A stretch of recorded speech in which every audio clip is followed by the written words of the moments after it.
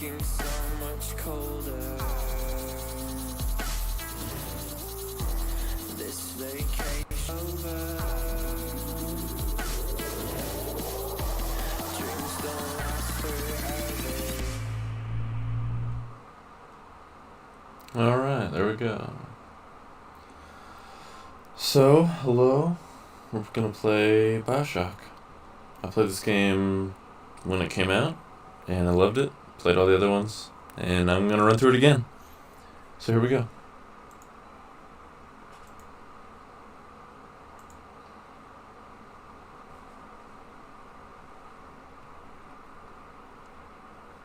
Ryan takes down smuggling operation from Fontaine, and thugs killed in fiery shootout. Headline: Rapture Standard 9/12/58.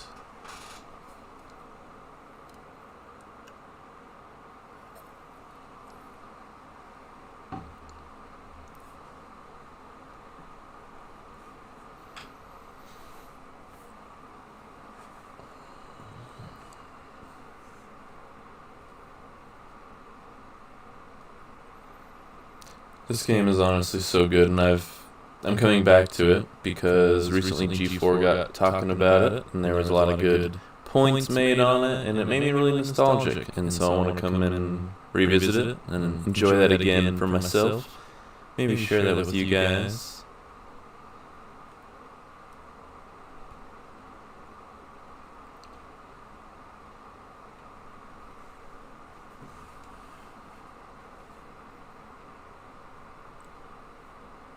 I wonder what it would look like if I turn off the light. Will it be too dark?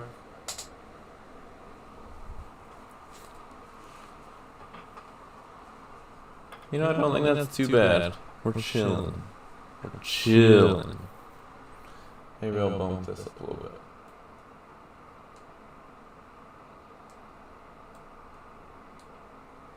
bit. Yeah.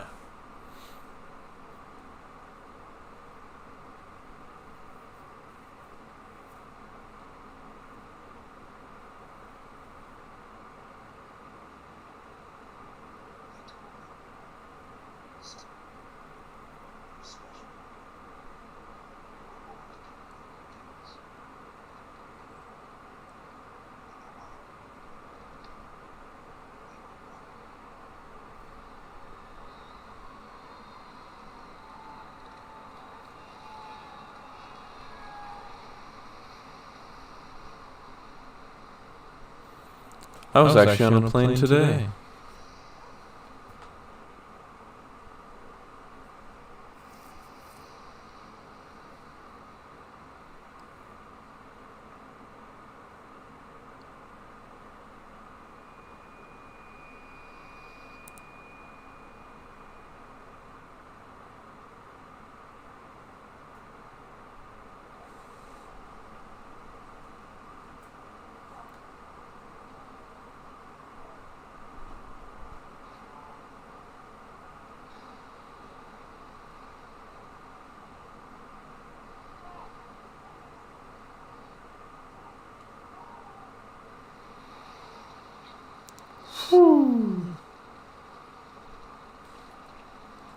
Let's just make sure all my settings are okay.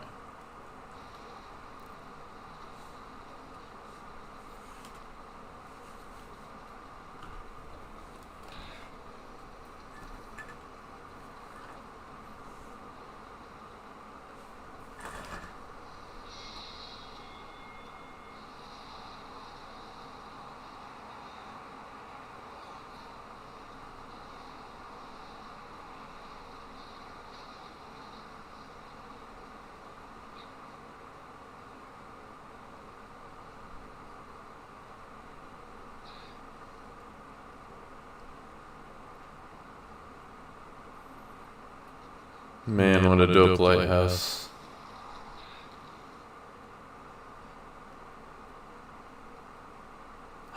No feet.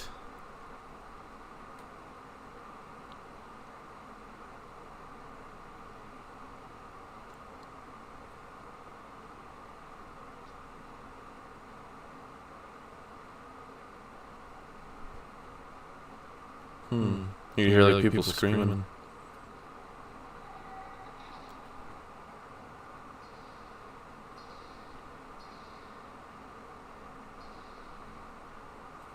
Oh, okay, I don't want that.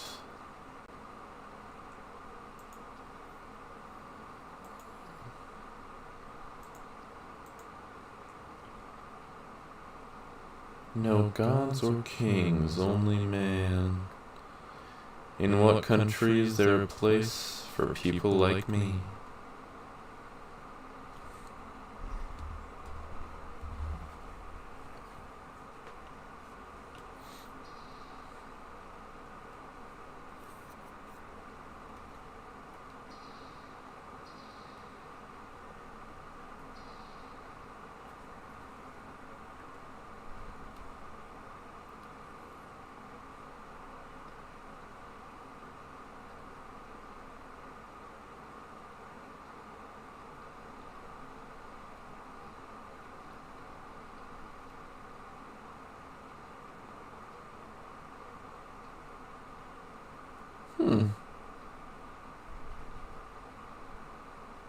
I don't think I ever saw this before.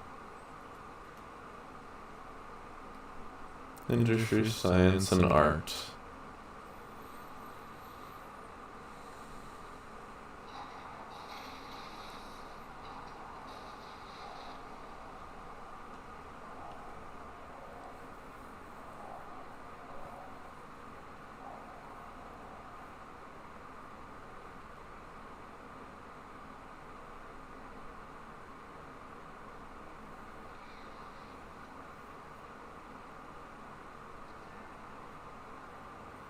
Where is this projecting from?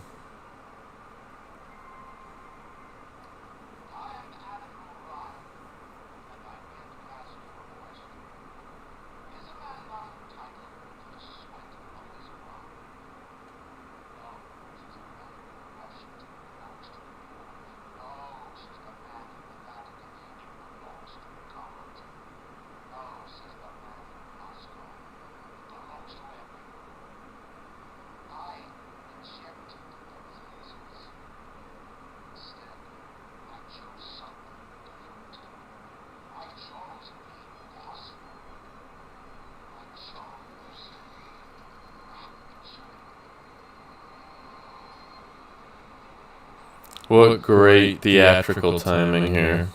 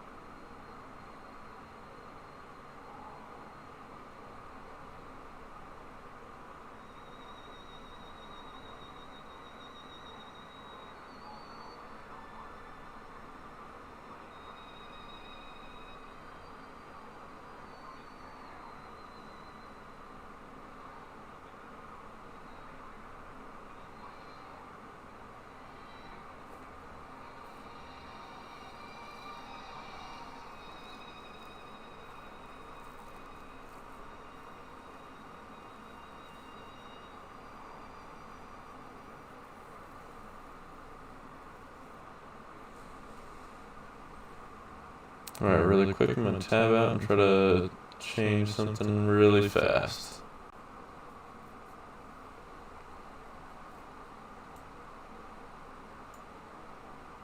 Give me 1 sec.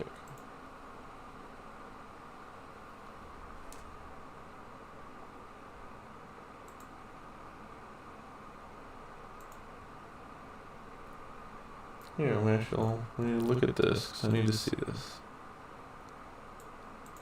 Boom.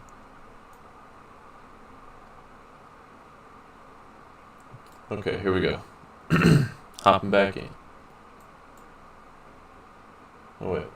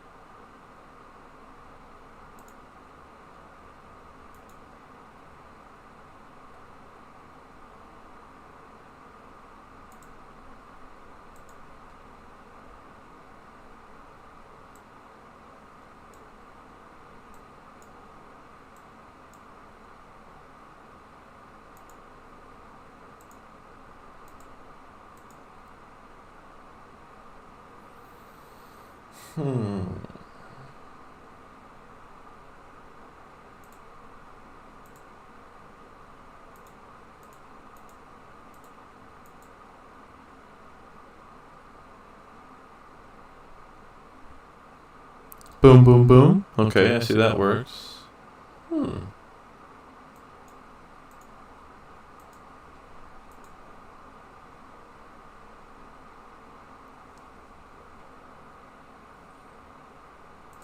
Is it because of that? Okay, I see those ones moving.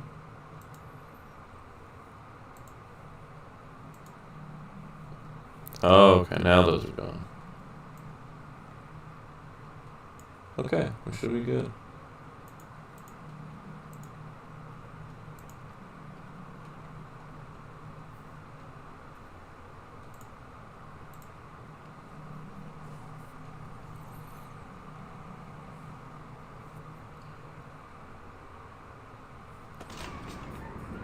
Just one more minute. Spear's coming up now. Johnny, security's clanging off all over. Get a move on.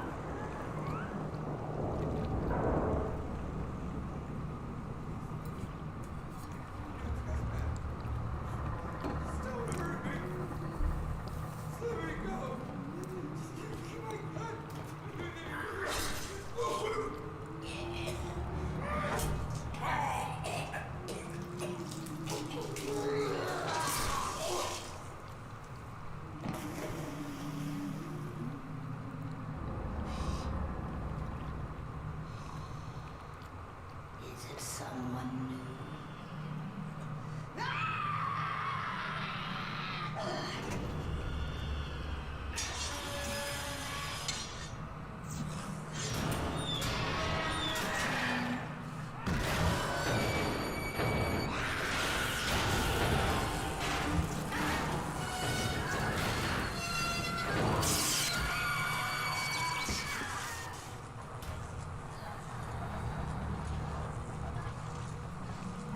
Would you kindly pick up that shortwave radio? I don't know how you survived that plane crash, but I've never been one to question Providence. I'm Atlas, and I aim to keep you alive. Now keep on moving. We're gonna have to get you to higher ground.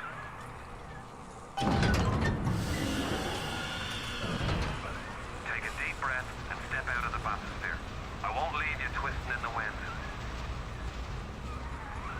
We're gonna need to draw her out of hiding, but you're gonna have to trust me.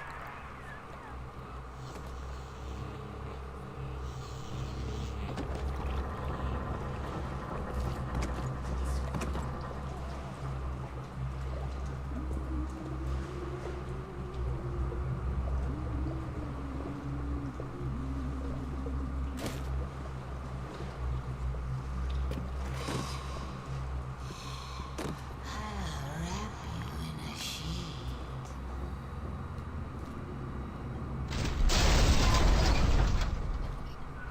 Just a bit further.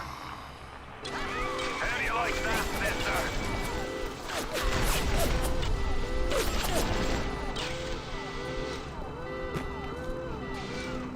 Now, would you kindly find a crowbar or something? Bloody splicer sealed Johnny in before they... Goddamn splicers.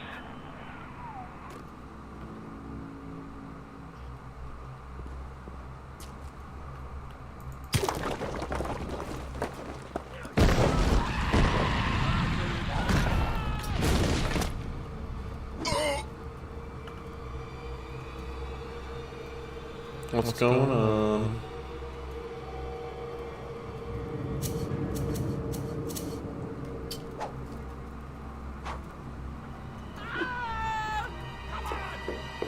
You want some of this? My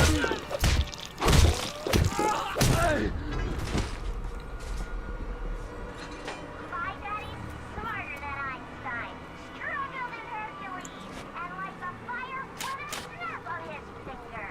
Are you as good as my daddy, mister? Not if you don't visit the Gatherer's Garden, you aren't.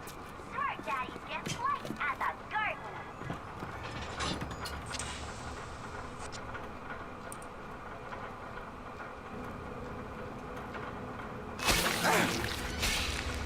Ooh.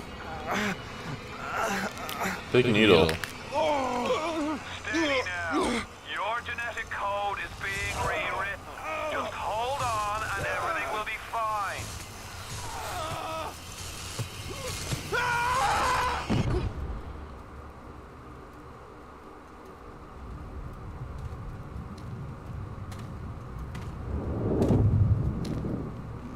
This little fish looks like he just had his cherry popped. Wonder if he's still got some Adam on him.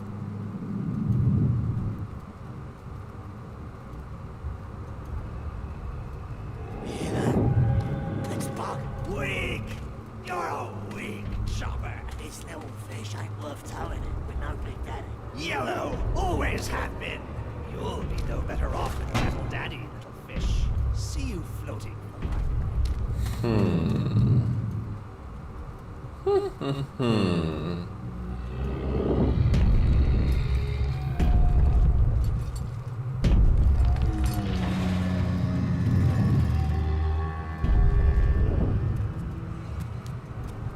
Look, Mr. Bubbles, it's an angel. I can see light coming from his belly. Wait a minute, he's still breathing. It's all right. I know he'll be an angel soon.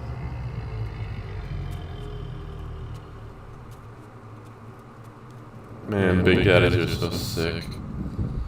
So sick. You alright, boyo? First time plasma's a real kick from a mule. But there's nothing like a fistful of lightning now, is there?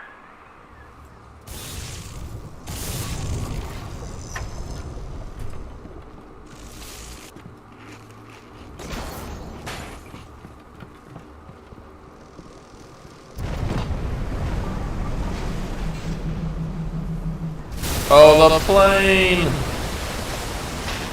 Oh, this would be so bad.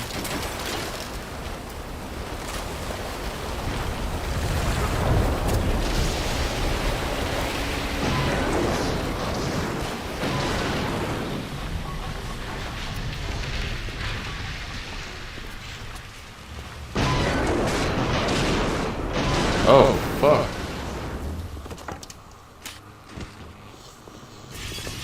Oh, fuck. Splicer! Give him the combo. Snap him, then whack him. 1-2 punch. Remember, the 1-2 punch. Oh, what am I doing? Bam.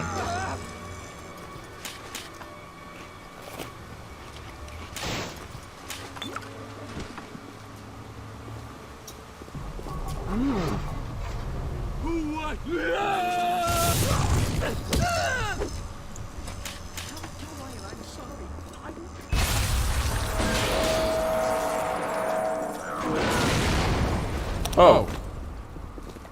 Yeah! Report me! Fuck! On fire and electrocuted.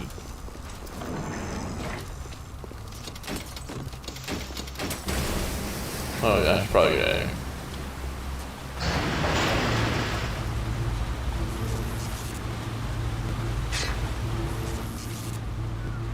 Listen, I've got a family. I need to get them out of here. But the splicers have cut me off from them. If you can reach them in Neptune's bounty, then maybe, just maybe. I know you must feel like the unluckiest man in the world right now. But you're the only hope I'll ever see my wife and child again. Go to Neptune's bounty. Find my family, please.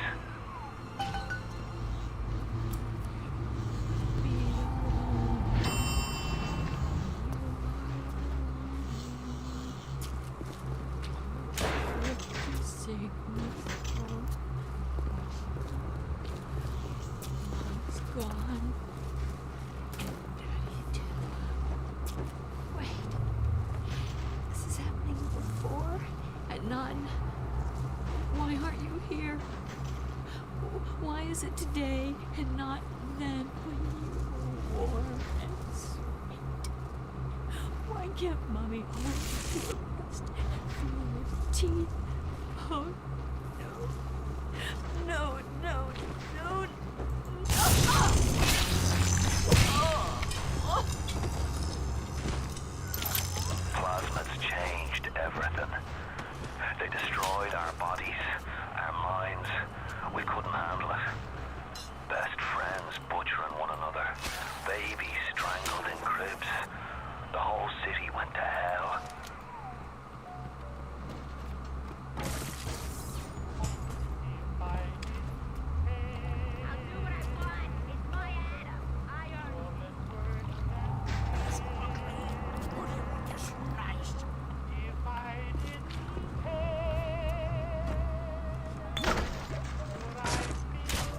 Yeah, let's get smashed, brother. Consume everything.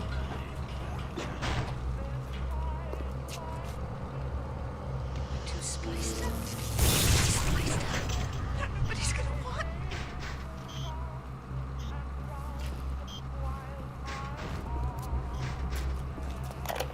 You open up! Hey, Brenda, you care to tell me why you've had a hole in the wall the size of Plymouth Rock coming out of your crapper going on 3 weeks now? Nah, I ain't saying I'm Shakespeare. Toilet I'm whiskey. trying to run a respectable theater. I got working folk coming in from Port Neptune trying to catch a little diversion. And all I can think about is the stink coming out of your shitter. Get it fixed. I didn't touch her! I was just getting looked up! Wow, I am not accurate. Oh, out of ammo.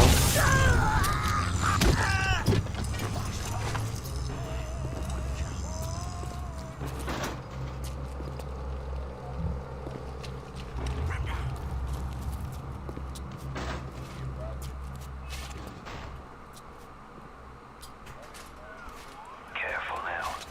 Would you kindly lower that weapon for a minute? You think that's a child down there? Don't be fooled. She's a little sister now. Somebody went and turned a sweet baby girl into a monster. Whatever you thought about right and wrong on the surface, well, that don't count for much down in Rapture. Those little sisters, they carry Adam, the genetic material that keeps the wheels of Rapture turning. Everybody wants it, everybody needs it.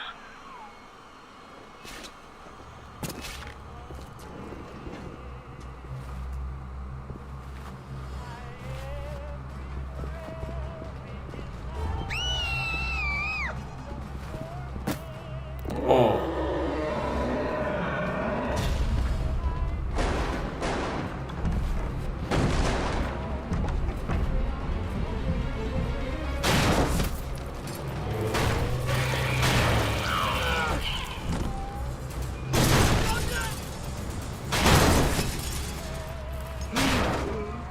The big daddy.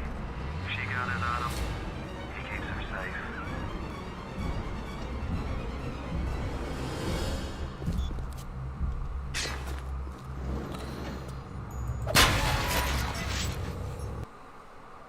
Dang. Crazy stuff. What an introduction.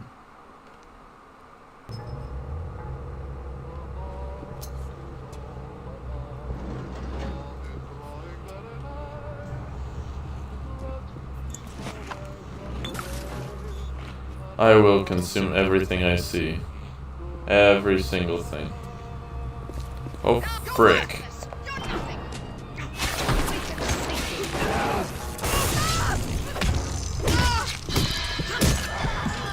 I am going to die.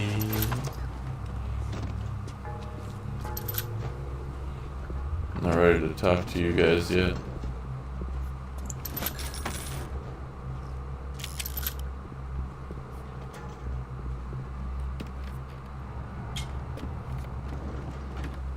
Wow, good sound design. I can actually hear them stepping on old creaky wood.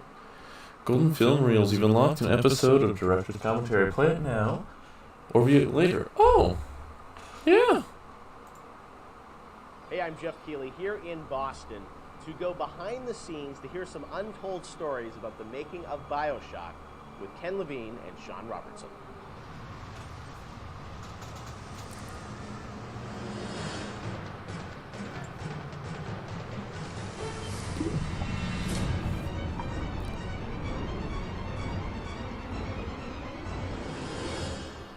Let's talk a bit about the theme and setting of BioShock Rapture.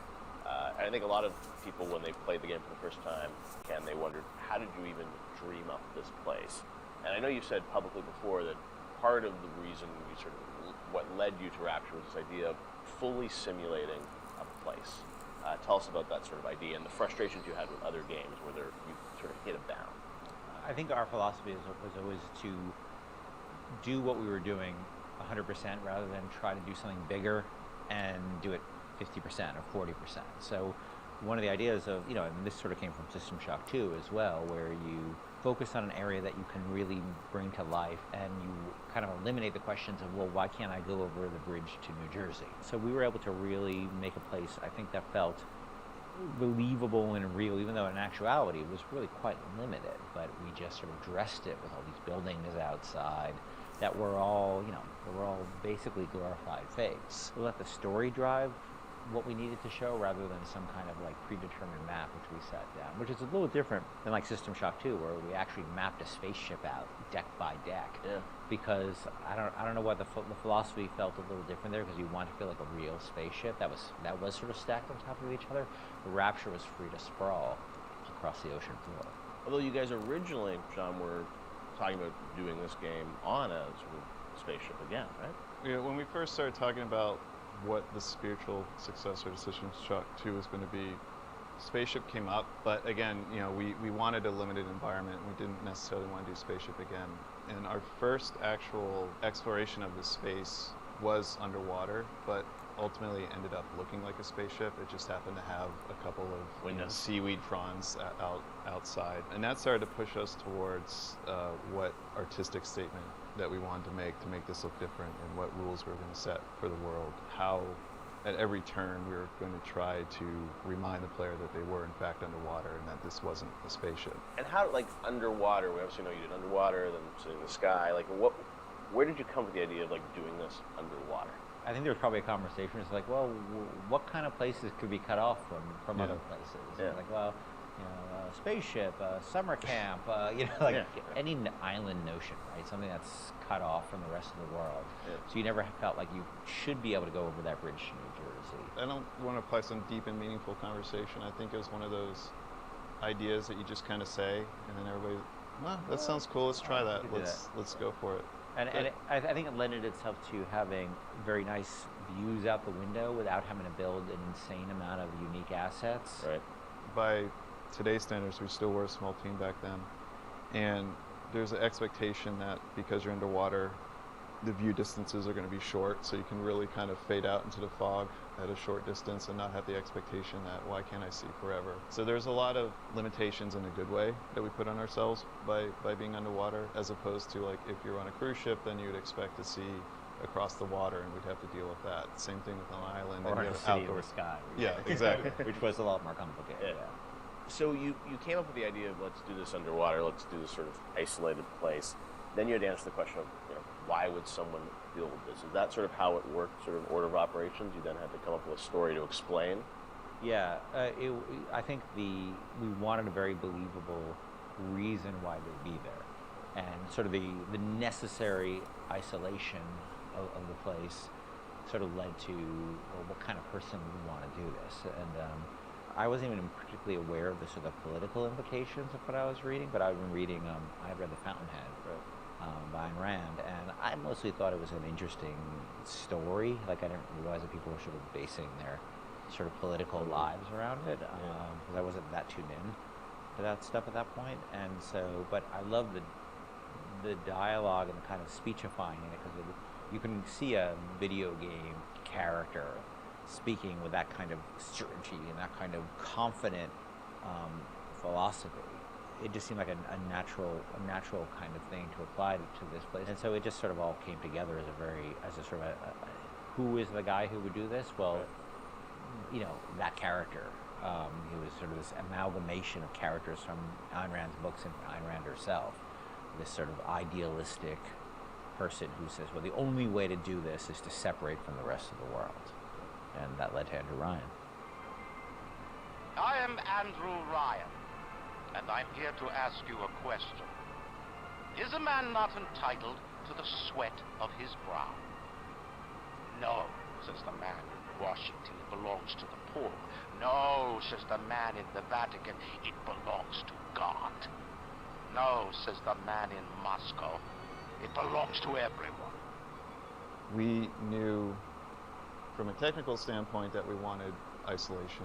We also knew to sell it, we needed a compelling storyline, a backstory, that why would this place exist? Otherwise, how are we going to make Rapture feel like it's lived in if we don't have the reason for it to be there? So once we decided on the underwater location and then the closed off spaces, that objectivist story kind of came in and made the art stronger and made the level design stronger because we could feed back into that loop. And I think that's why we had to have sort of Andrew Ryan's pitch right at the beginning of the game. We wanted people to understand why somebody would go there. And so he makes this very personal one-to-one pitch to the gamer, but also that was the pitch he'd make to people, which was, there's a place that you can be free of all these things, where you can not be sort of put upon by the government and not be afraid of nuclear war and not be afraid of all these other things that will plague you on the surface. And we wanted that pitch to sort of resonate and make sense, because that's otherwise by the time you got there you'd be like, well, this place is just fantasy, nobody would ever come here. And that the beauty of the place also is also tied into that. It had to be a very attractive proposition, or people who would believe that people would go leave their lives and go to the bottom of the ocean. I'm sure in some ways you had to convince the team and enroll them in your sort of vision of who this character was going to be and what the setting was going to be. How did that work, Sean? I mean, Ken come in and say, hey, I've been reading these books, and I think we could sort of... I believe he just came in one day on a horse and said, Ayn Rand, everybody read The Fountainhead. Exactly. I bought 30 copies of it. Yeah, I think, here's a 2,000-page book or something. Yeah. Go read it. And it really is more organic. Like I said, we knew that we had this location, and you struggle to fill it with stories, and you struggle to find meaning of why does this place exist, What's my motivation? And as Ken started to explore Ayn Rand a little more and started talking to us about it, and we were having that conversation, and it's like, oh, this could totally work. Like, this is exciting. Like, this is something that really hasn't been done in a video game before. And if we had flipped it and come up with the idea first before the location, I don't think we would have really been that excited about it. But we had a location, and now we're trying to fill it with that story, and because of the order of operation there, you start to get excited, like, oh, I could totally make this work. This is going to really make it feel like a lived-in space. As you think of sort of the setting, and you think of maybe a character or something, was there a moment that you think back, it's like, oh, like right then and there, like I got excited when you attached the Ayn Rand For me, stuff it was to going to Rockefeller Center and seeing the visual. Uh-huh. So I told this story before, but my wife and I were in New York, and we went to Rockefeller Center, which was, if you go to Rockefeller Center, it basically looks exactly like Rapture. It's because every building, you're sort of encircled. It's this block in New York, or a couple of blocks in New York, where Radio City Music Hall is, and 30 Rockefeller Plazas, we used to see that show 30 Rock, and the ice skating rink, and where they put the Christmas tree, and it's this very iconic location. But what's cool about it, it's all one, unlike the rest of the city. Everywhere you look, it's one architectural style. It's Art Deco, and it's very iconic Art Deco. And my wife and I were there, and we were sort of working on the game. We didn't have a visual style, and all of a sudden I started looking around, and I said, oh, this could be a visual for the game. Also, the geometry of it was actually quite conducive to making a video game, because it wasn't overly complicated geometry. Art Deco is quite bold and simple. Bold and geometric, yeah, and simple. And so my wife and I bought a couple of tourist cameras before iPhone cameras, exactly. Throwaway cameras, yeah, throwaway cameras with little Kodak things, and we just started photographing doorknobs and light fixtures, and just sort of developed the photos. Remember that? And brought them in and said, "Go to the office. Here's a stack of stuff. Here's a stack of Take a photos. look." I'll see you guys in a couple of years. Go make this." City where the artist would not fear the censor, where the scientist would not be bound by petty morality, where the great would not be constrained by the small. And with the sweat of your brow, Rapture can become your city as well.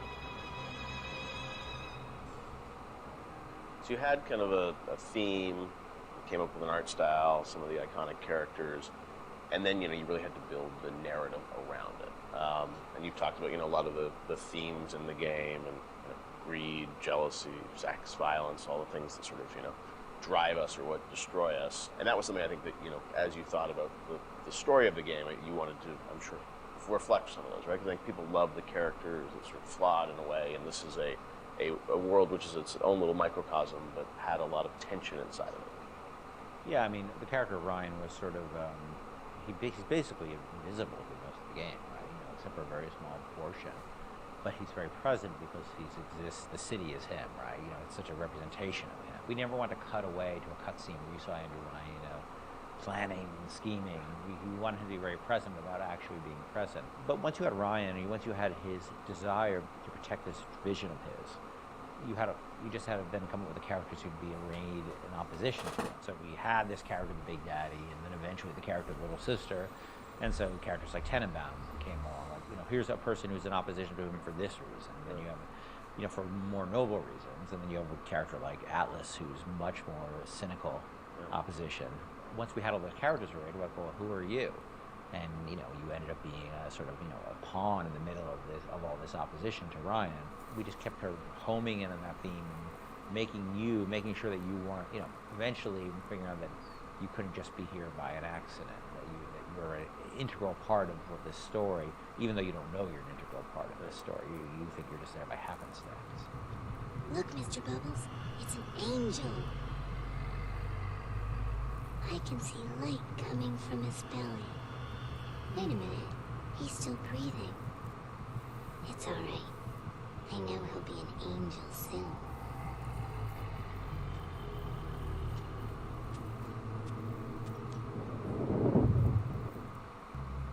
That was cool. That was a very meaty piece of content right there, dang. Really put a lot of work into that one.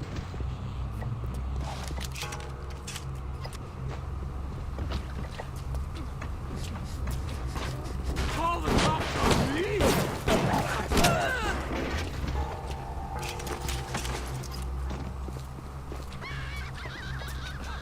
If you spot a splicer in the water, hit him with the electrobolt.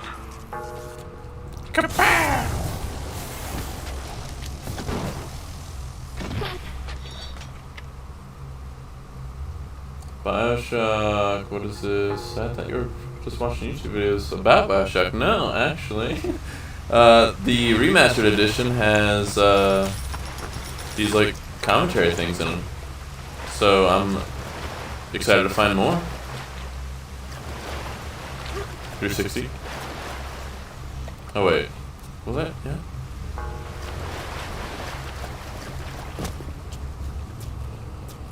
Your mic is echoey.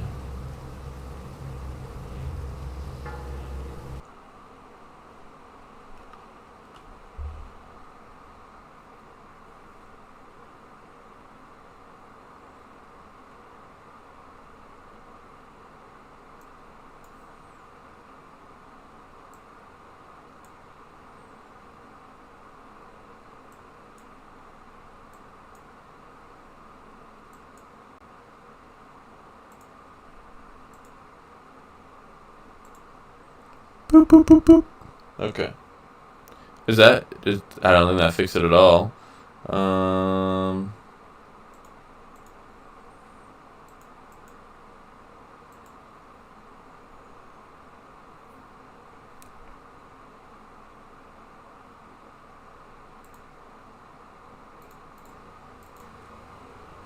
What about now?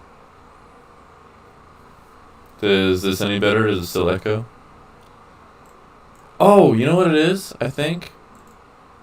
No, it's not. Just kidding. Nope, still.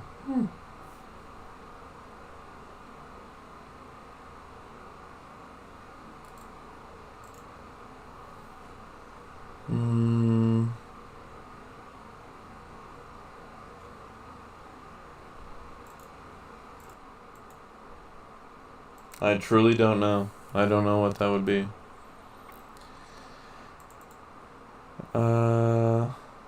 Okay. Maybe. Let's see. Desktop audio.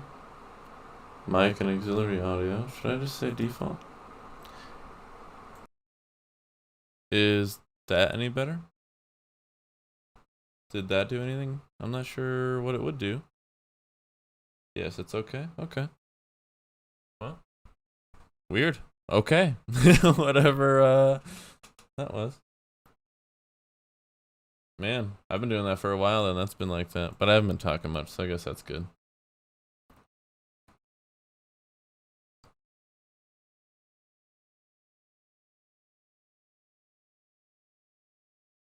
Okie dokie.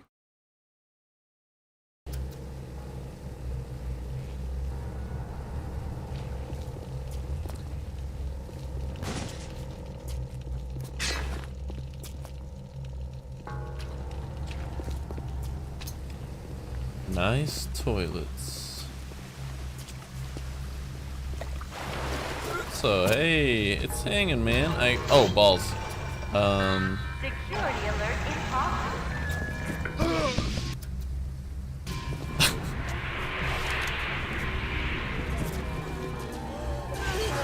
Oh, this is gonna be a bad time. I will fill you in soon.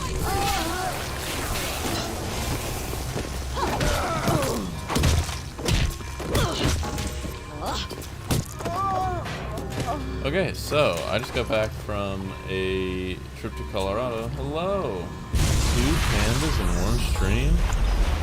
Man, call this a bamboo forest. What was I saying? Yeah, I went to Colorado for a couple days. That was fun. Ow. Ow. Here it comes! Here it comes!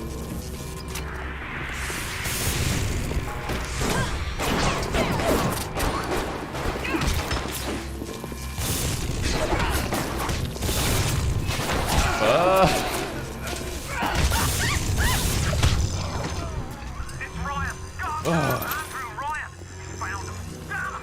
He shut off access to Neptune. There's another way to get there. Head to medical. What are you waiting for? Go! Okay, we're going. We're on a trip.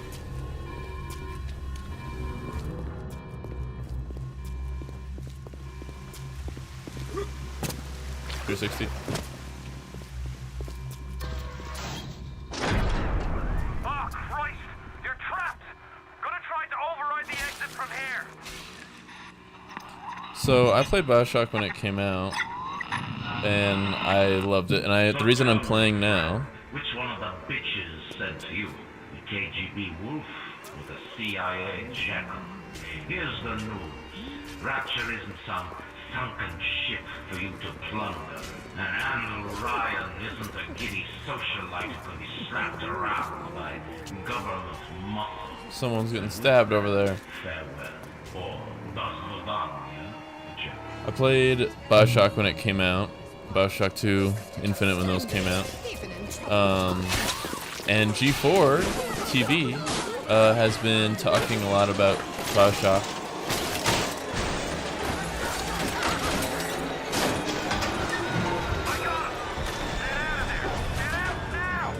Woo. Okay, 1 second again. Let me fix this desktop audio because that's pretty loud.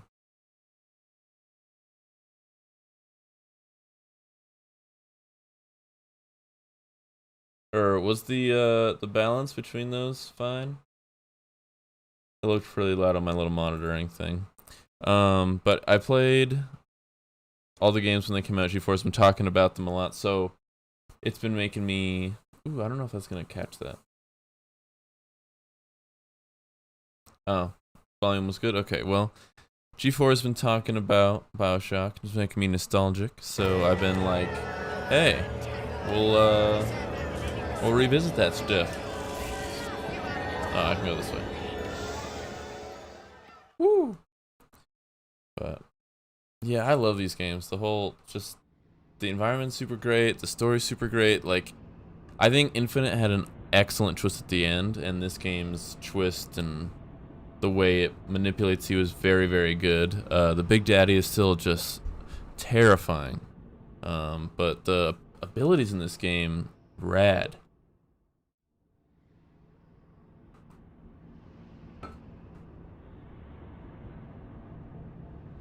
I'm also playing with that 5.1 Dolby surround sound. Mine's just really loud. I'm just really like vibing with this game right now. Didn't want to turn the light on because very bright. So if I'm a little dark, I apologize.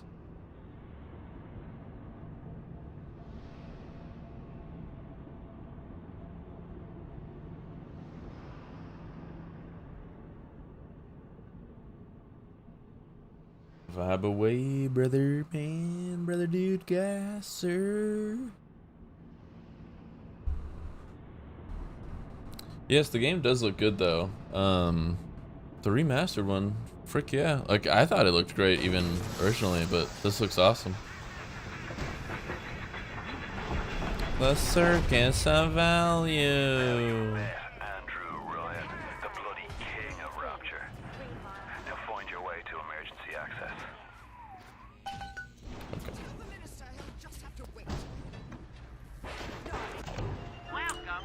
Okay. So tell me how many. Okay. Cool.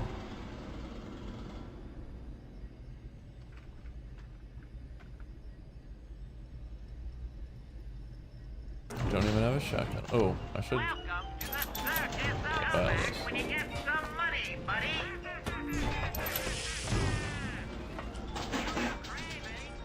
High security bots are friendly and will attack your enemies. Okay.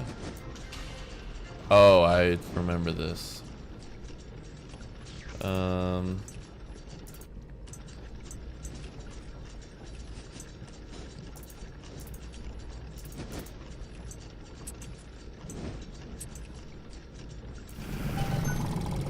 Okay. Not sure what kind of hacking that is. That's plumbing. I'm plumbing it. Go get him.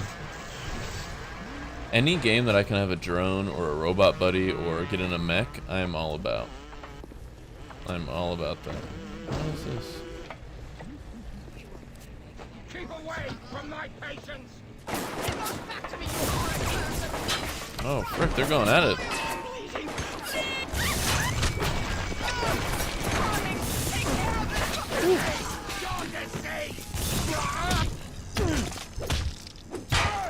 One-two punch.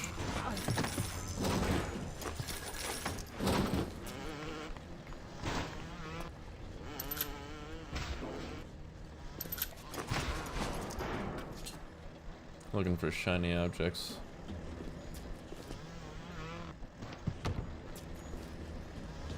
I'm getting close. Are you? Okay. Cool.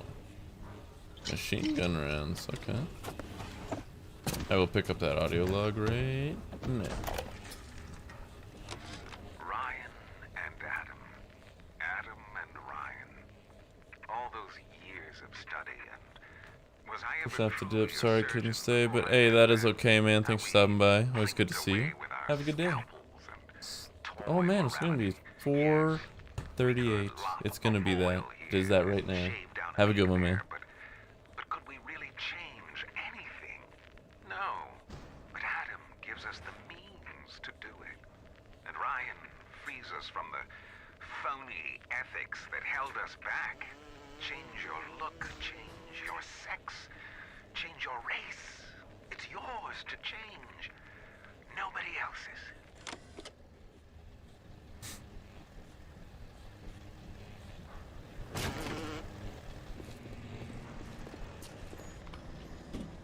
Okay, still hearing some sparklies.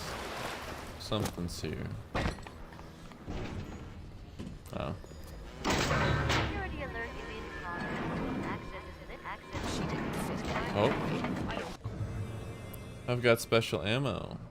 Use in that indeed. If you want to use the emergency access, you'll be needing Dr. Steinman's key. He's the one that runs this place. Okay. Don't expect to hand it you out of that milk of human kindness. Steinman ain't that kind. And frankly, I'm not even sure he's still human.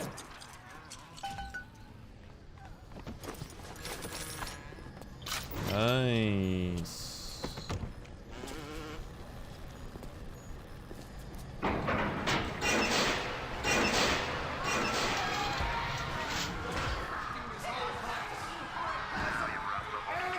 Oh man.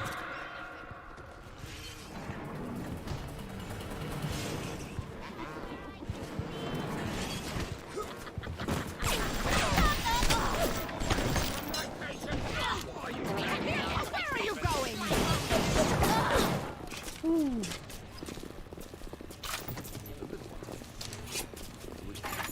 I promise to do no harm. I don't believe you.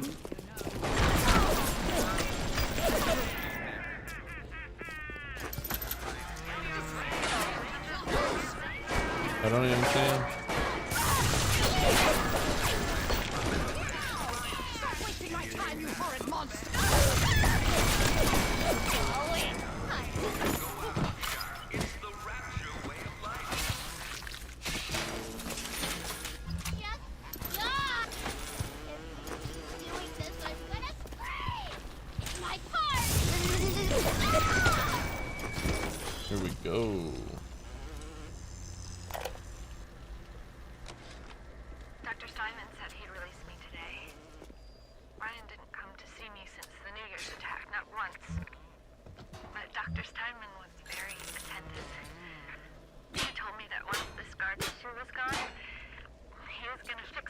that make me prettier than any girl I've ever seen.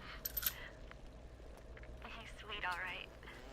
And so interested in my case.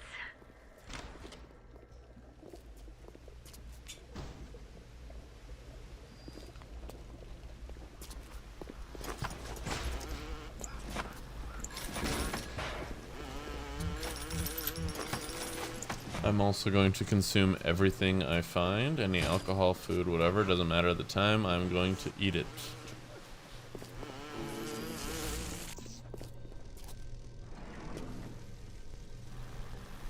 Ghosts.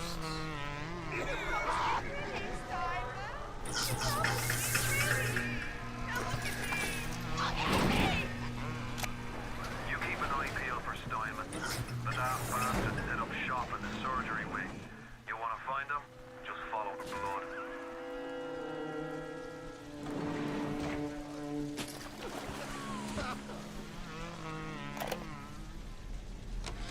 I'm just playing on medium? Normal? I don't know. We're just running through for nostalgia's sake and enjoying some story. Welcome in, Cody. To take off a wart or two, or turn a real circus freak into something you can show in the daylight, but that was then, when we took what we got, but with Adam, the flesh becomes clay. What excuse do we have not to sculpt and sculpt and sculpt until the job is done?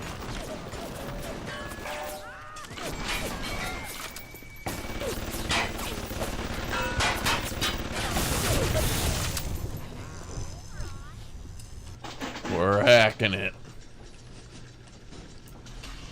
Is that bad?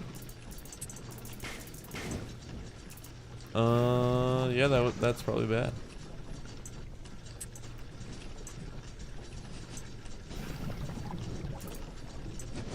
Why can't I put that there?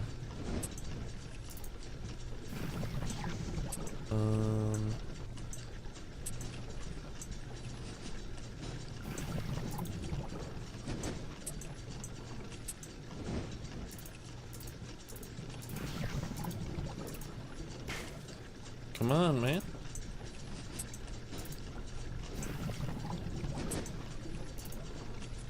Okay. Bam. Plumbing expert. Okay. Oh, fuck, I'm out of ammo.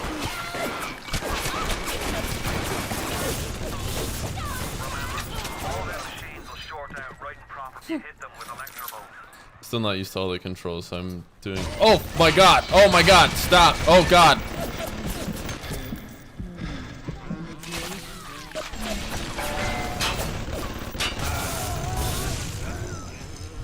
Doing some plumbing again. I gotta get good at it.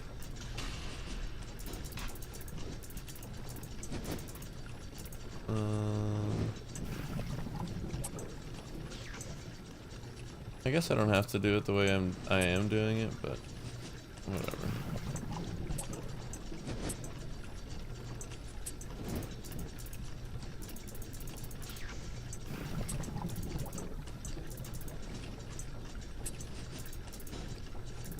I know that this minigame gets very overused. What is the shocking ability? So that is yeah, cover me, guy. What is it called?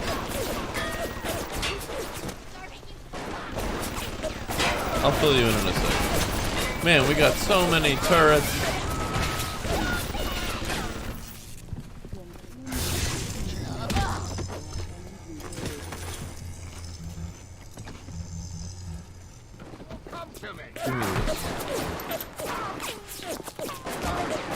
It's helpful to hack. It's helpful to hack.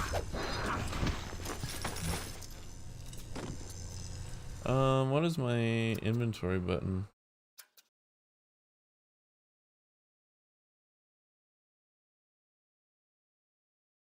Oh, I'll just I don't know. It's Electrobolt. Wow, it says it right there. Yeah, it stuns them, and then if they're like in water like this, then it'll do extra damage and stun a large group.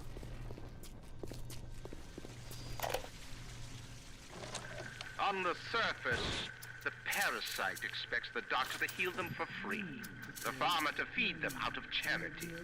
How little they differ from the pervert who prowls the streets looking for a victim he can ravish for his grotesque amusement. Okay, that's where I came from. Who's crying? I shouldn't be able to search from there. Doesn't make any sense.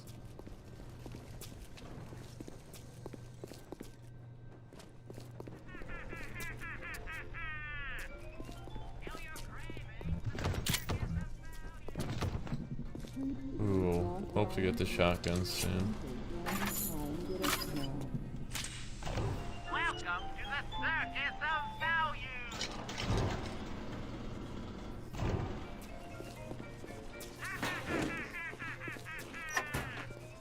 Feel your cravings to the Circus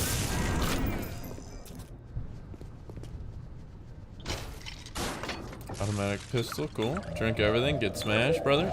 Yeah, turn up. Okay, yeah. Consume, consume, consume. Great. Alright, fuck that trophy, I guess. I need fire. Simon, I know medical pavilion is your matter, but you might want to cogitate on this. Ocean water is colder than a witch's tit. You don't heat the pipes freeze. Pipes freeze, pipes burst. Then Rapture leaks. Now, I realise you're a posh sort of geezer, and frankly, I don't give a toss if you piss or go fishing. But once Rapture starts leaking, the old girl's never gonna stop. And then I'll be sure to tell Ryan he's got you to thank.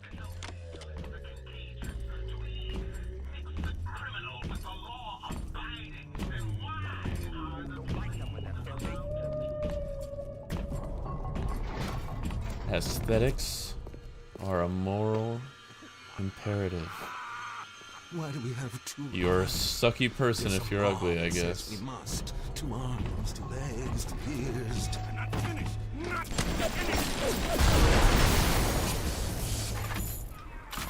Who's trying to bro? Thank you, man. I appreciate that. Man, this chat is full of cool streamers. Cody, or I guess Cody, you make videos. I don't know if you stream. And then Panda streams. I don't know this.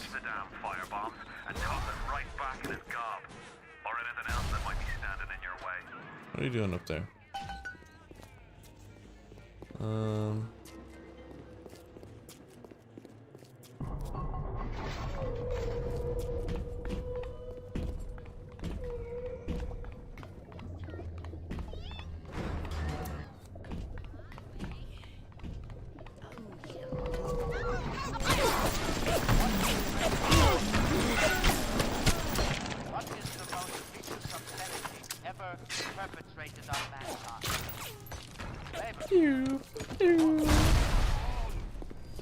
Okay, I need to pay attention where I'm going and not just go to where I think everyone's gonna kill me at.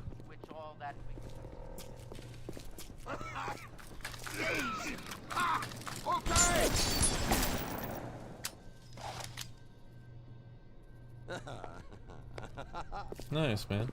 I've been pretty much doing the exact same thing. Hey, dude.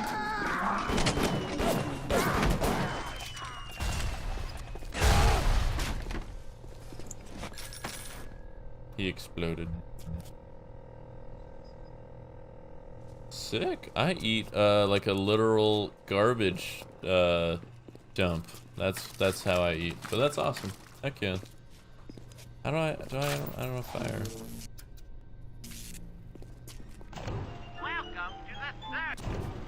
I'm hungry right now, but I genuinely don't know. It sounds good.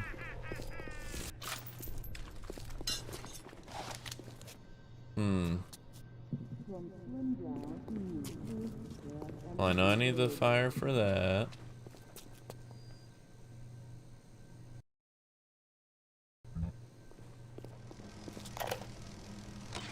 I am beautiful, yes. Look at me. What could I do to Did I make miss my something? features finer? With Adam and my scalpel, I have been transformed. I think so. I think I have them in my kitchen. I have a bunch of different kinds of ramen in my kitchen, so I don't know. I think the ones I'm thinking of that I'm thinking are yakisoba are... Are they the spicy kimchi ones? I don't know. Did I kill you? Oh, that's bad.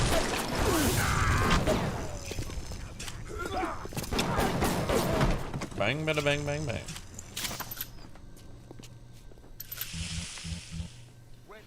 Okay, what am I doing? To become vegan. Interesting. I mean, okay, all I know about veganism is you don't eat animal stuff, and what all that entails, I mean, again, like I said, I eat like a landfill. And so, I genuinely, I don't know, I get, you know, the basic ones, so you're not gonna eat meat, or probably dairy, or something. So, yeah, fuck it, sick. How do I get through here? Wait, was that it? I don't think so. Okay, well I just wasted all the ammo. Do I have a journal or something?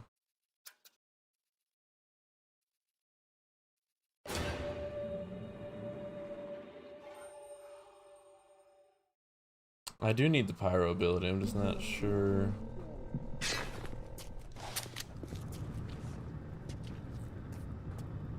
Hey, maybe right here, where it says Eternal Flame. My detective skills are pointing me in this direction, so I think that's, yeah. Sluggish place. What? Oh, there's a corpse.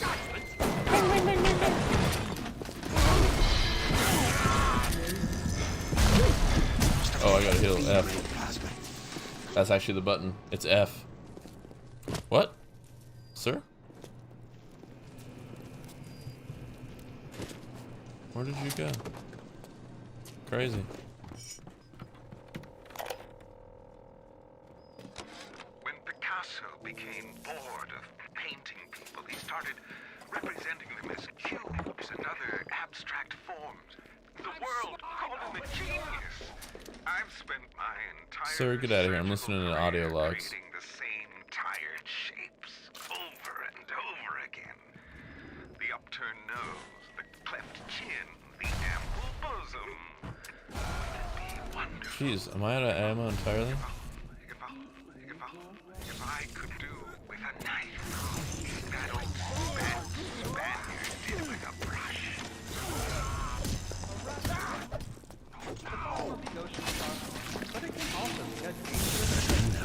Any of these is a bad Whack. I am in pain. Okay, is that enough from you guys? Can I just go explore now? Thank you.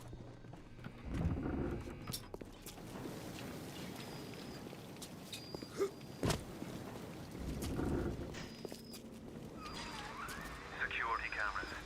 I can hear the infernal things Up, okay. eyes and ears.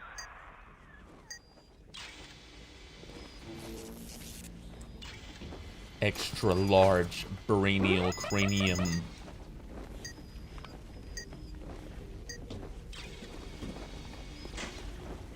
Okay. Be smart about this. There we go. I see the light. We are paying attention. I watched the new R and M. Rick and Morty. No. I am not much of a Rick and Morty fan. I don't hate it. I just like I don't watch it.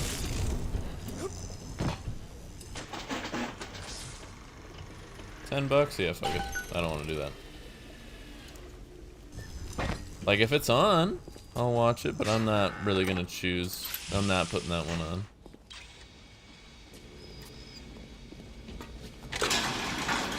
Burn the body. Burning the body. Burning the body. That was fucking loud. What, is someone here? Huh?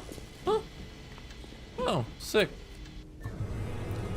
New physical tonic. Hacker's Delight. With Hacker's Delight, your body converts the altered current. Oh, the AC current. Okay. I guess it is just AC, not AC current. Big dumb. From a hacked machine into a powerful healing agent. Wow. So I get electrocuted and I get healed.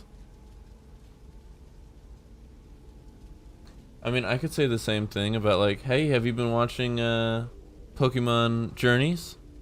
Legends or whatever? I don't fucking know what it's called. It's great. It's a good time. You show me hex and then you gain. Oh, so I can pop that one there. No, yeah. Didn't think so. Oh, that's oil.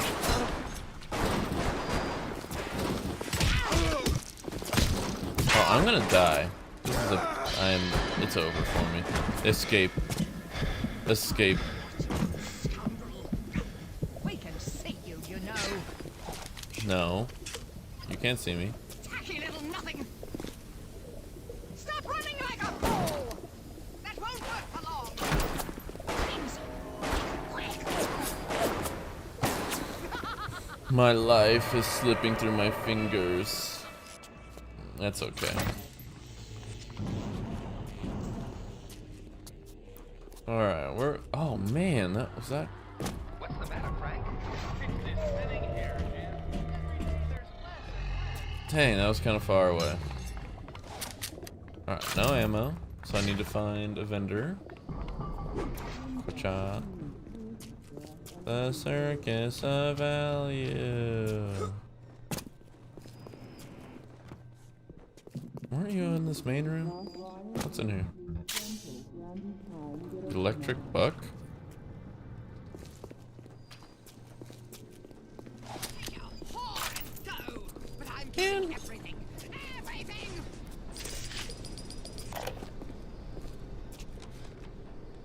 I was at German prison camp, only 16 years old when I realized I have love for science. German doctor, he make experiment. Where Sometimes is this? he makes Oh. scientific error. I tell him this. Welcome to the I can't hear it. But then he asks, how can a child know such a thing? I tell him sometimes I just know. He screams at me, then why tell me? Well, I said, if you are going to do such things, at least you should do them properly. Burn.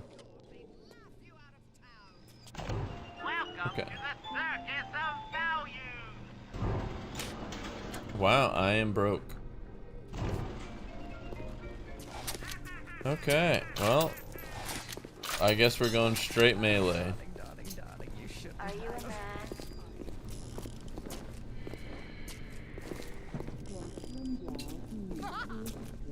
I don't actually know what these, like, the AI's detection is. So, stealth might not even be a... Okay, well, they're not blind. Well, they're not blind, that's for sure.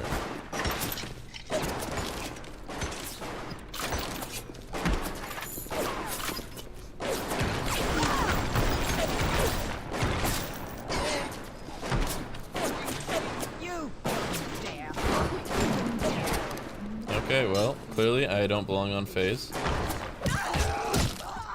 Okay, there we go.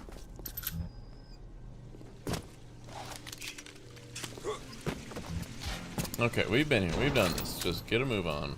Okay. Where is the fireplace?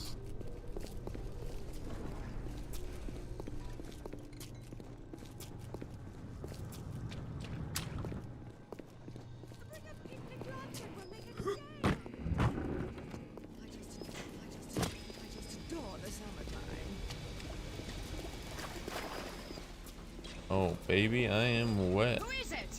Oh, fuck. How did I instantly forget I don't have ammo? Okay, cool.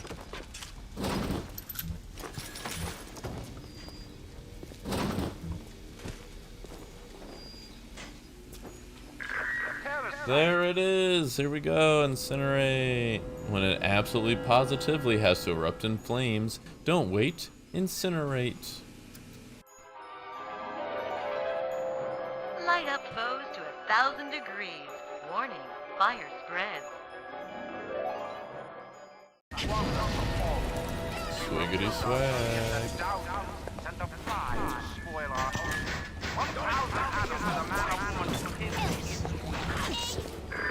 Can I just...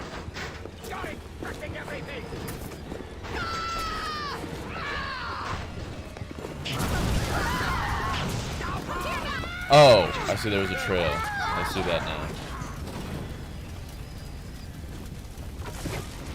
All roads in Rapture lead to Ryan. Security, the splicers, the big daddies, the little sisters. What's this?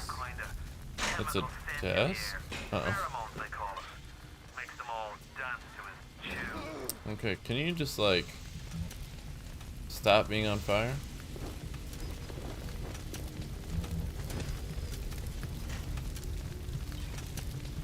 Dang, I didn't realize it actually burned for this long.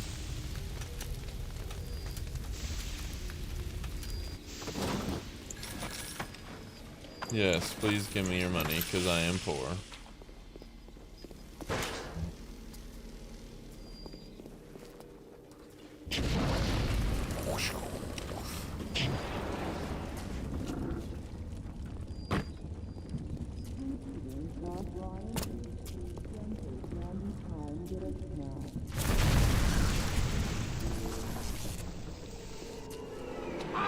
Oh my god, that actually scared me. Oh my jeez Louise. Welcome to the Circus of Value.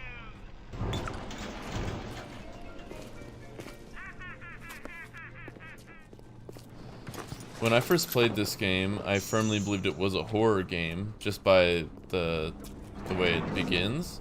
So I would creep around every corner really slow, just waiting for someone to pop out and scare me. Man, why do you have a freaking rocket launcher?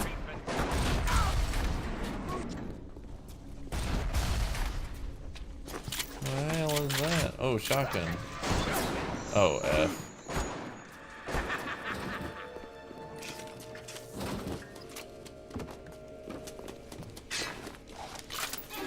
Are you guys coming to me? Yes, you are. Let's go. Bam.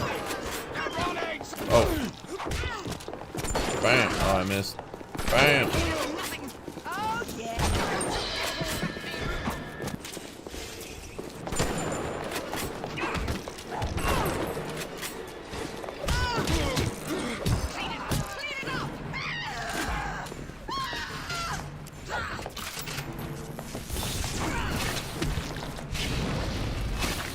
Yeah, stab thyself.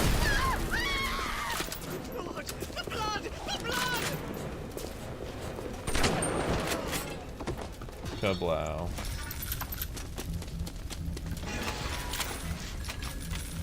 Consume, consume, consume.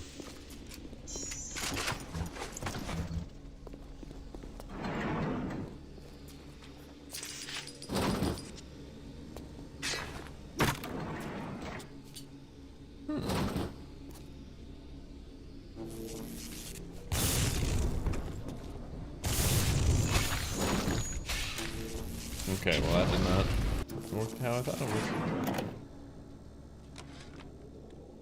At the German prison camp, they put me to work on genetic experiments on other prisoners. They call me das Wunderkind, the Wonder Child. Germans. All they can talk about is blue eyes and the shape of forehead. All I care about is why is this one born strong and that one weak? This one smart, that one stupid. All that killing. You think the Germans could have been interested in something useful?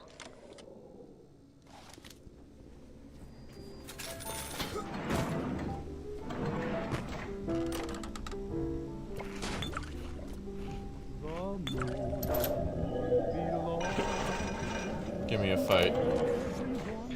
Dang. Telekinesis, hell yeah. Ah. Stasis plasmid proceeding well. Okay, we're spamming all the noise Throw right now. objects at foes. You can even catch grenades and throw them back. Alright, we'll try that. Lifting objects at distance presents no problem. Moving objects through space, no problem. Cannot stop speeding bullet, but can catch and throw faster moving object. Problem not with plasmid. Problem with reaction time. Still just getting an idea for plasmid. The robin that sings, the sunbeams that shine, they're yours, they're mine, and glory to everyone.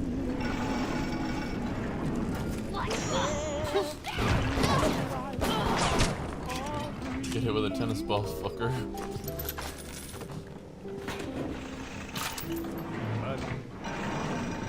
The moon belongs to everyone. You know, the best things in life.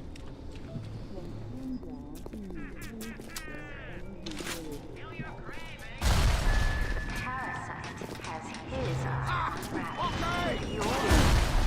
BAM!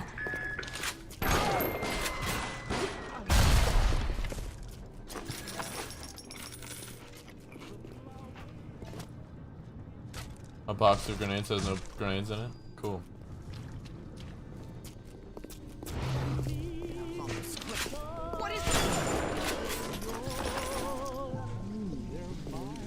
Tasty jams right here.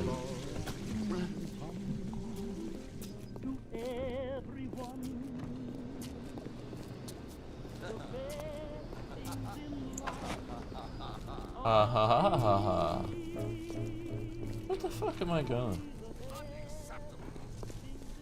We'll go back here.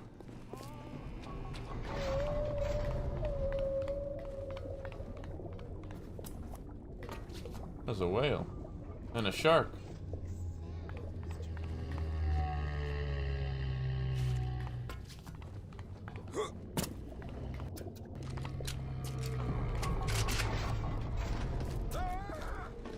How can I help you? Pull it a little light. At Surgical Savings, we'll happily work out an affordable payment plan for any major procedure. Potentially terminal illnesses won't wait until payday. Promise to do no harm. It's a standard procedure! Wrong button.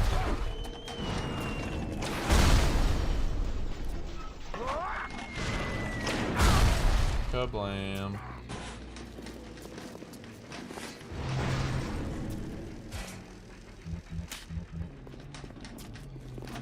You gonna throw another one, man? Yeah, do it. Yeah, throw it. You're crawling! Oh, poor aim.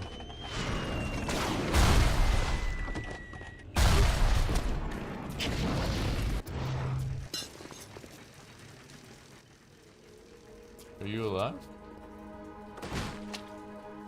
Jeez, you look terrifying.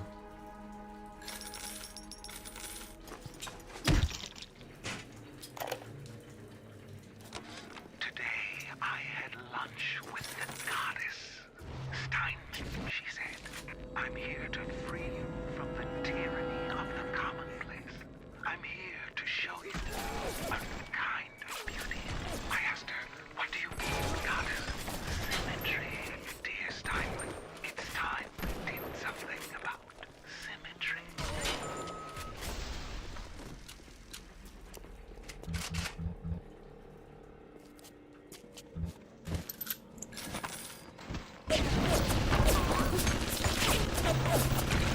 Can I do this? Not the way I was thinking it. I was gonna be like Titanfall.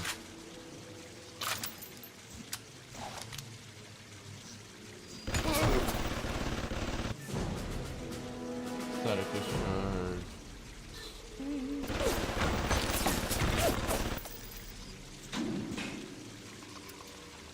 Can I shift these at any time? How do I do that? Could I do that?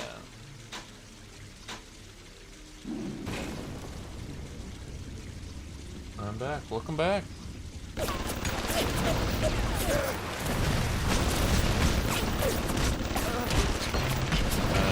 getting fucked.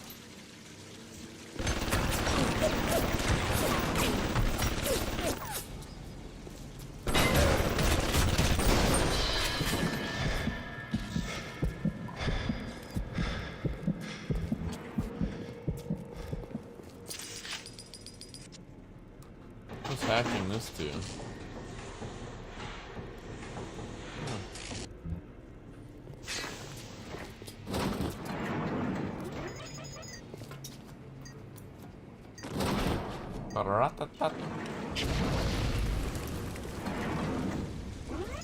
Oh, come on.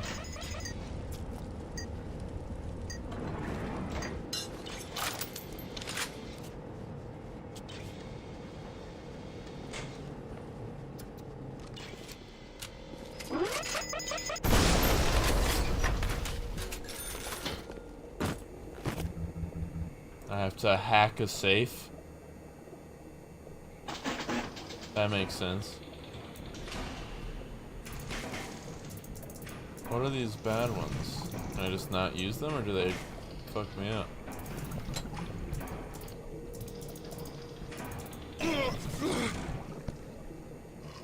Oh, okay, I guess I can't do that.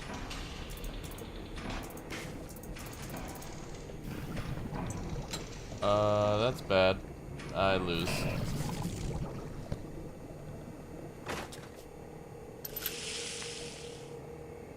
Maybe we'll just do this.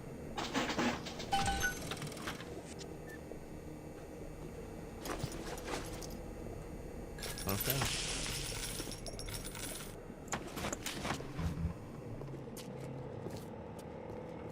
Is that another film? Oh no.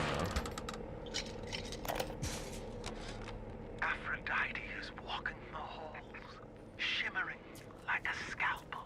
Steinman, she calls. Steinman, I have what you're looking for. Just open your eyes, and when I see her, she cuts me into 1,000 beautiful pieces. That's intense.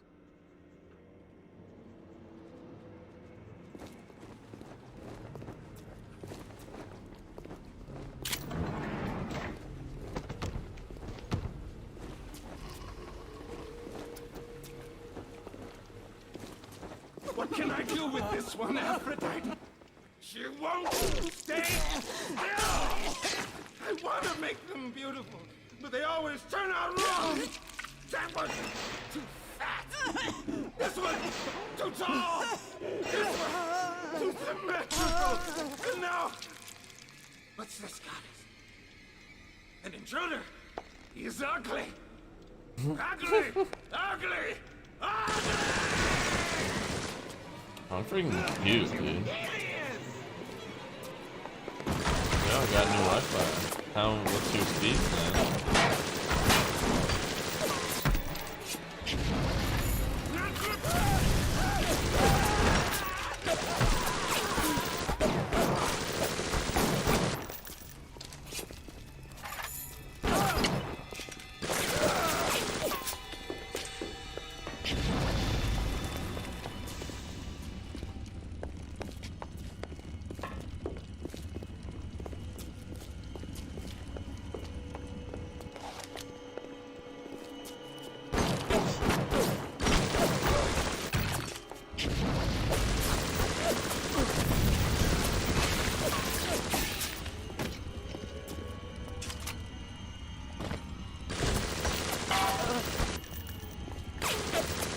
He's not coming to the oil.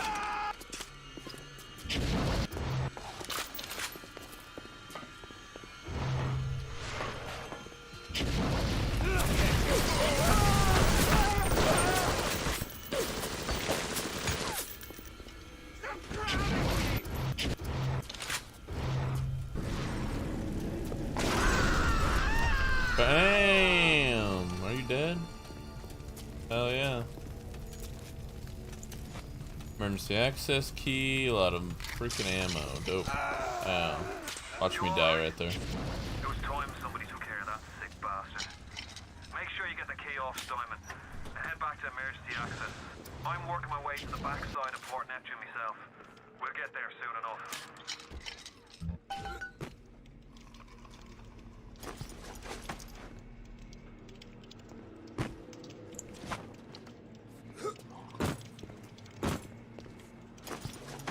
I wonder why it lets me search them.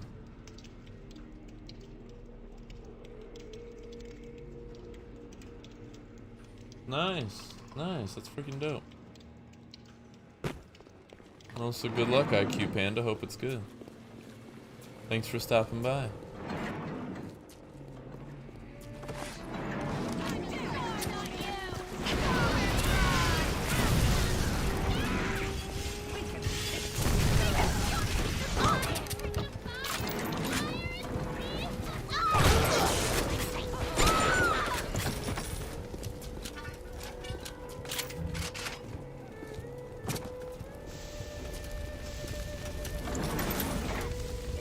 Did your burning body hurt me? No.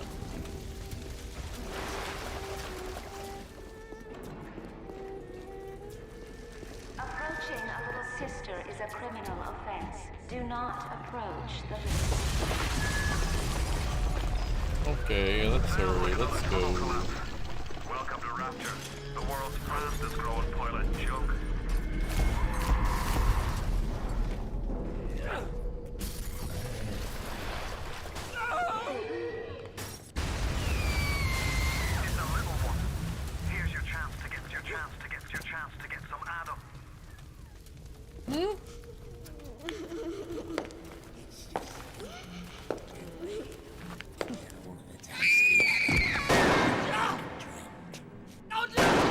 Stay away from her, or it is you who will be shot next. Easy now, Doctor. He's just looking for a wee bit of Adam. Just enough to get by. I'll not have him hurt my little ones. It's okay, lad. It's not a child. Not anymore, it ain't. Dr. Tenenbaum saw to that. Bitte do not hurt her. Have you no heart? Aye, that's a pretty sermon coming from the guru. Cooked up them creatures in the first place. Took fine little girls and turned them into that, didn't you? Listen to me, boyo, You won't survive without the out of those things are carrying. Are you prepared to trade your life, the lives of my wife and child, for Tenenbaum's? Alright, should we harvest her, killing the little girl, or should we save her soul? Free them from their torment. I will make it to be worth your while.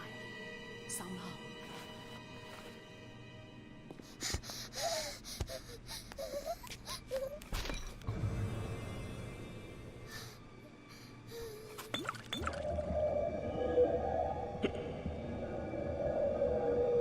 I'm gonna rescue this one just because we're in front of Tannenbaum.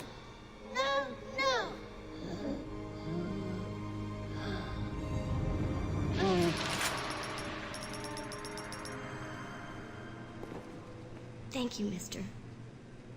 Thank you. The path of the righteous is not always easy. Yes, yes. The reward will become clear in time. What is up with these skipping dialogue sequences? Tenenbaum's playing you for a sap. Those things may look like wee little girls, but looks don't make it so. You need all the Adam you can get to survive. If you cross paths with another of them, gatherers, guards, machines, make sure you pick up a new plasmid or two. That's if the price ain't too dear, of course. Not only are those little girls veritable atom factories, they're nearly indestructible. They regenerate any wounded flesh with stem versions of the dead cell. But their relationship with the implanted slugs is symbiotic. If you harvest the slug, Thanks, the dude. host will die. Took a little bit of YouTubing around, but I can do 3 camera setups all connected to this. So I'll have this camera, and this monitor right here is another camera, and then I'll have my phone camera. And I've been trying to get it to where you could like do commands in the chat and it'll change it, but so far those attempts haven't worked. But I do like I'm glad you like it, because I'm really happy with like the cool arch design, and I really like, I'm obsessed with the little voice modulator thing, the bouncy bars down below. But let's check out this other director's commentary. BioShock was groundbreaking in many regards when it released in 2007, though fundamentally it shared many consistencies with Irrational's System Shock series. What elements of System Shock translated into BioShock, and what was refined, altered, and innovated upon to create the world of Rapture? Let's take a look at the long road from System Shock to BioShock.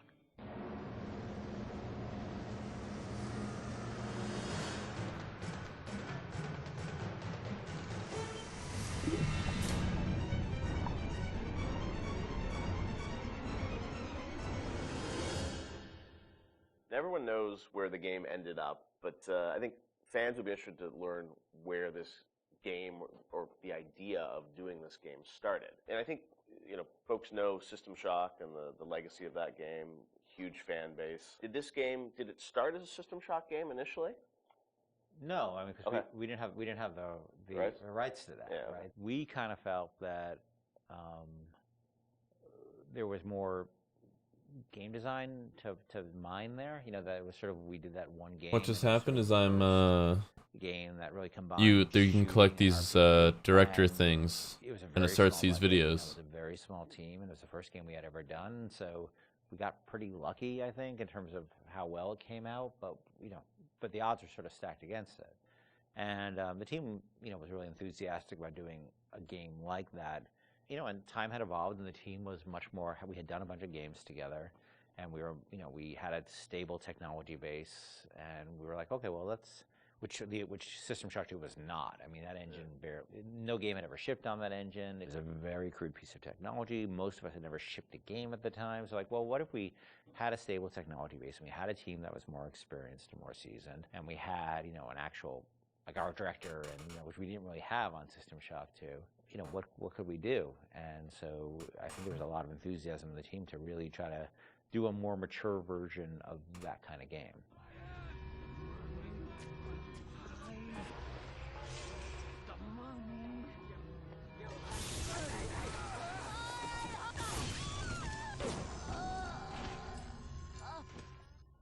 This is before we had sold the company to Take-Two, and we were an independent developer, right? We were sitting there, we were using the money. What are these other sounds? Other development deals we had, and we would try to scrape together whatever time and money we had to work on this thing. And it was not actually something I was particularly keen on doing. The team was much more keen on doing a sort of a System Shock-ish game than I was, because that's your pitching, right? Like System Shock 3 at one point, right? Well, I mean, there was an actual System Shock 3 that we were pitching back in the day when we were right after System Shock 2, but that never happened. Right. We couldn't get anybody interested, because System Shock 2 sold like 5 copies, right?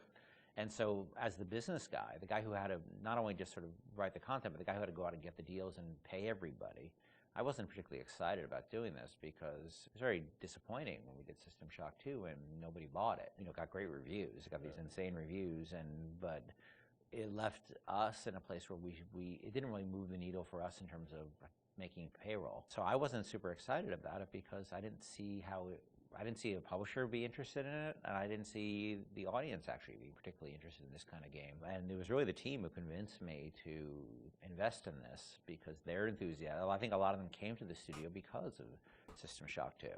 And so finally, they sort of battered me down. And it's good they did, because I was not the first fan of doing this. And I know initially there was something called the Serene Dawn.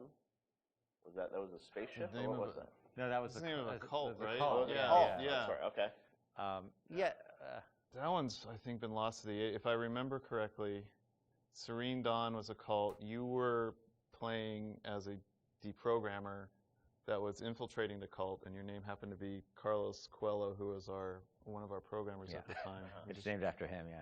Then there was a story notion that I always really found interesting, which was that you have these cults, and you have sometimes people who they're these sort of characters who are really live on the edge of the gray morality, which is these guys who come in and essentially kidnap people out of these cults or rescue them, depending on how you look at it. Because what it really is, from a functional standpoint, it's a kidnapping, right? You're coming to an adult, and you're saying, you know, you're hired by their parents or whoever. And this was in the story. It was like a senator whose daughter joined one of these religious movements called the Serene Dawn. You said, Yeah, Serene Dawn. And I always thought that was a really interesting tension of this hero who's basically a kidnapper, and taking a young woman against her will out of the place that she was in. Now, you could also make the other argument that, well, she was not really there by her will. But there's a really interesting conversation that goes on there. I think there was actually a Kate Winslet movie, a Harvey Keitel Kate Winslet movie, which dealt with a similar theme. Because usually you hear that story, you know, these deprogrammers as a sort of heroic kind of notion. But I always thought that, well, there's something interesting about agency going on there, and about are people entitled to make bad mistakes, or is it a bad mistake? It all depends on the person. You know, and I'm not a fan of, you know, religious cults or religion in general, but there seemed to be an interesting discussion of freedom there and independent decision making. And I thought that idea was cool, and that was sort of the basis of it for a while. But it was really mostly for the purpose of, we needed something to go out and pitch to publishers, and so we know we didn't have a ton of time to really develop it. So that sounded like, all right, this will do for now. And was that pre-Underwater City? I mean, this was just like an idea for a story. We may have stepped away from that to do the cult thing, but then we went back to the underwater. No, we had that one room, remember? We had the one World War II room with the roaches on the ground and like these weird test tube things that you could walk around. I don't know where that fell. It could have been underwater. There was no windows. The thing is, we were a small business, right? And we were trying to like figure out a way to sell this thing with spending the least amount of money, because we didn't have any money. We didn't have a pot to piss in. So we would do this demo that was one room basically, just to show. And I'd write up a document, and we'd take it around. I'd fly around the country, be like, "Here's our room." It was a different time, you know. And we had just come off of SWAT 4. One of the advantages we had is that we were so familiar with that engine at that point that we could really start cranking through, you know, small rooms and lighting and making things look good. So I took it on the road to sell it to somebody, and nobody cared. We'd go to a publisher, and look, they have to make money, right? And we'd say, we say, oh, it's sort of a spiritual successor to System Shock 2, and they'd be like, well, how did that sell? And I'd be like, my mom likes it, you know. And they would be like, well, we can't, you know. And usually we'd be talking to a fan.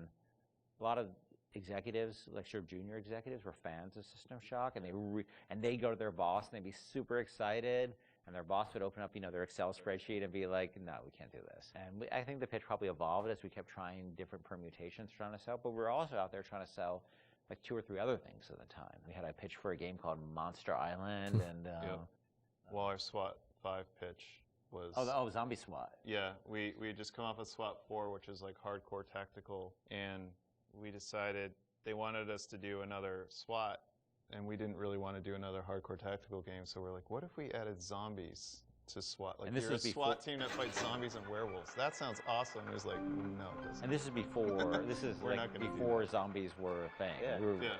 So we came to this thing called Division 9. Division 9, yeah. That probably would have been even a bigger financial success than BioShock. Wow. But we couldn't get anybody interested in it.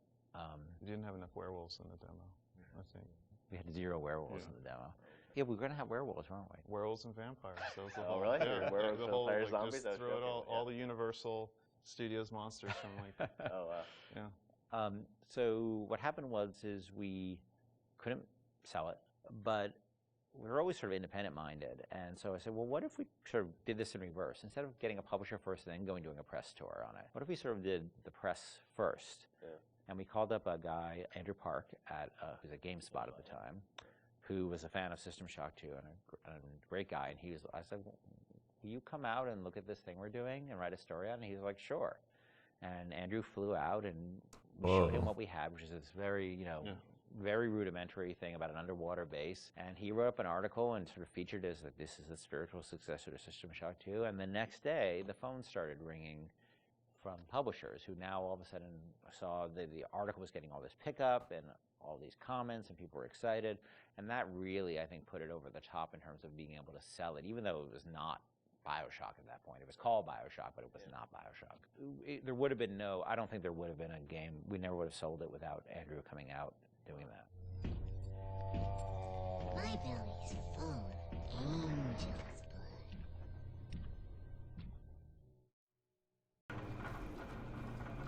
Sweet. Okay. Well, I think I'm gonna call it there, and we will resume this at another time. I'm going to be trying to stream like Sunday, Monday, Tuesday, Wednesday. Not exactly sure times yet, to be honest, but those are the days I'm looking at to do it at least like once a day.